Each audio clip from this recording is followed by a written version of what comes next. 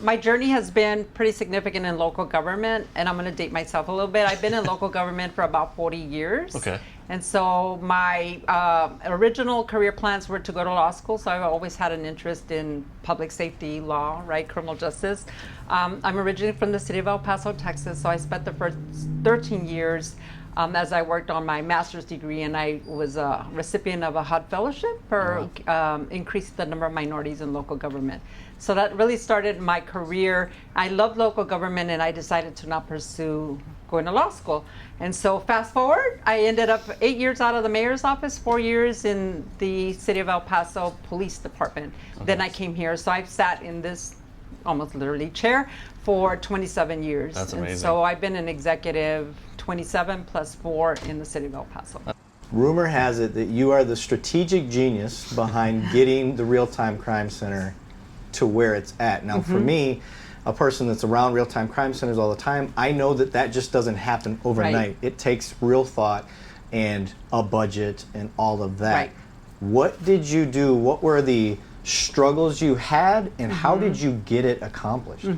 So I think the framework where we're in, which is, as you said, a little unique in our bureau, right? So I'm an executive in law enforcement. I'm not a sworn officer, which I think brings a value of other skill sets, right? So I'm a facilitator and a trained strategic planner, if you will. Okay. And so my previous background was in finance, public budgeting, and like I said, I used to work out of the mayor's office in the city of El Paso, Texas. So I grew up in a general local government environment before I moved into law enforcement. So if you just like think about the skill set in this bureau, right, which is kind of like the chief of staff, if you will, right? Like, what does it take to run a police department? No different than a business, right, is what I have in my bureau. And so I bring that skill set, and then I complement definitely my passion in criminal justice, but then I complement my colleagues, because I also have the ability in that to have a very diverse perspective in many ways. I'm a civilian employee, I'm a woman, I'm a person of color,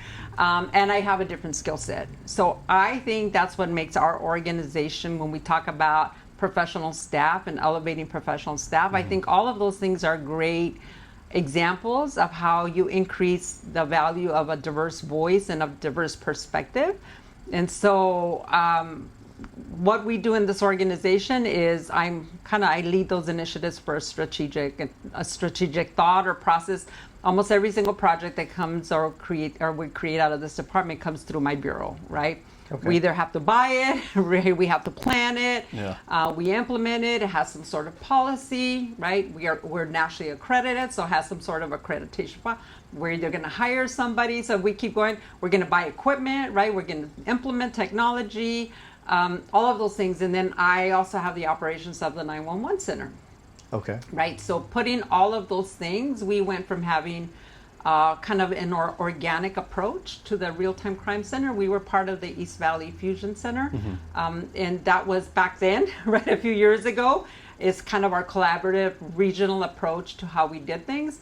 And then as technology changed, we recognized that maybe the needs of the city of Scottsdale were better served by kind of being here than in a broader collaborative way. And so we began very organically with just trying that with a computer or a radio. We brought our analysts back into our department, and that's how we began, right? And so how I think we're different is the relationship we have with our 911 center. Okay. And the fact that it's in our bureau, right? So put all those things in place that we talked about. And so how does that add value to us? Well, it adds value to us because kind of that development of that becomes part of kind of our same work groups and how we initiate projects, project management, program development, and so forth. So we had, right, in the same family, if you will, in the same bureau, we have our technology, we have facilities, right? We have our 911 management team, and all of the other things that I talked about. So it's like a great skill set to already put a team together to move forward. So we began by advancing technology because that's a big component in the Real-Time Crime Center, and really took the approach that we weren't going to be married to like one big vendor, and just said like we're going to organically build out what works. Like if that works a little bit for us, that's great. If that works a little bit for us, that's great as well. Now how do we co-manage that? How do we implement it? How do we stay like agile in that, and then how do we navigate that? Before we ever added staffing, before we formalized it as the unit, before we did any of those things. So that's kind of conceptually how we organically begin the operations. So I think we're very blessed with the staff we have. I mean, we have national experts in our real-time crime center, so that leveraging that is also really important. But I think coupling it with a 911 center and the expertise we have with a great technology backbone.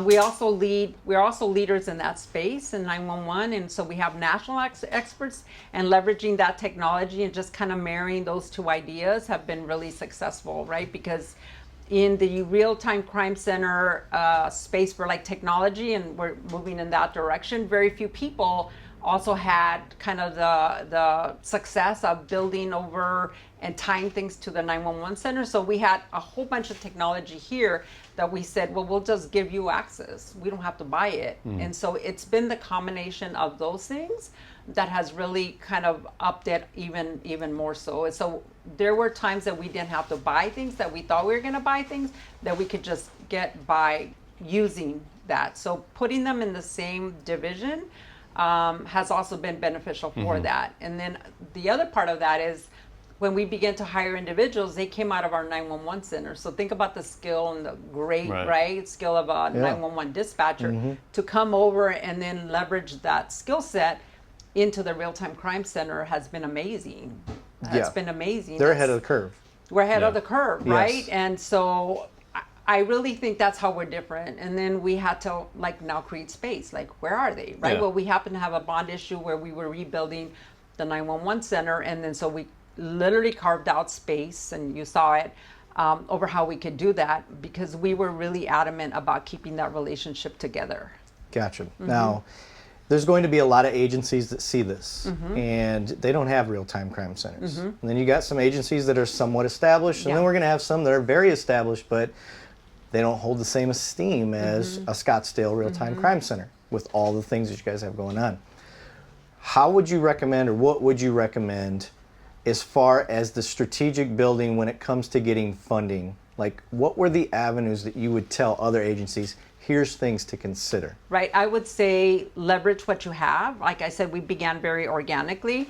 Be very intentional about what you want to do and what you want to create and how you want to serve both the department, right? Like, are you internal? How do we serve external? So we had to kind of go through that process, right? Like a strategic planning process over who's, like, what's our goal? Like, right? And we have one person, so this is unrealistic for us to try to create this program until we build up to that. So we've gone through the process of like building what our plan is. So for example, right now, we just went to city council, and our budget, we have additional staff, right? So now we're gonna grow it to the other place, right? And so we added drones. And so that was kind of another addition. So then what do we do with that? So I think you can scale it, right? So you can build it organically. If you have one person, just begin to think of what's the most basic thing we can do today, because now it's not new, right? Like, you could go to any other city. There's a lot of examples. There's programs like this where you could, and there's a lot of technology, right? That you could say, hey, well, we ultimately want to be that. How do I back into, like, what do we have today that we can leverage with existing staff? Because you can write a budget request for $10 million or $5 million, right? Yeah. But I think it's more beneficial to also get buy-in from staff. I mean, you have existing employees, right, that maybe have a passion for that, right? And so I would say you start organically, building capacity within your department, introducing it, right, to let's just start with patrol, right? Introducing it into like into your call process, right? And how do we support our field staff? And that's how we got buy-in, when people realized, oh my goodness, right? Like, we started impacting calls for service. We started impacting, I think, field safety, because in many times we're there on the camera before you're there in a car. Yeah. And so like that sense of security began to build, right? And so after that, it's like now it's like, are they here 24 hours? How do we include them? How do we bring them into a special assignment, right? Or a special investigation, or a joint task force operation, or any of those things, because now they know the value. So the other part is the city, as a city, we've made a lot of investment in our camera. right? So we have a large cadre of municipal security cameras. And so think about that, right? Most cities don't have that as well. Right. So we overlay a real-time crime center, and you immediately have hundreds of feeds of cameras. So I think there's a lot of city layers as well, right? And what investment do you want to make? But you can start small, and I would say identify what you want to be, and then you grow that.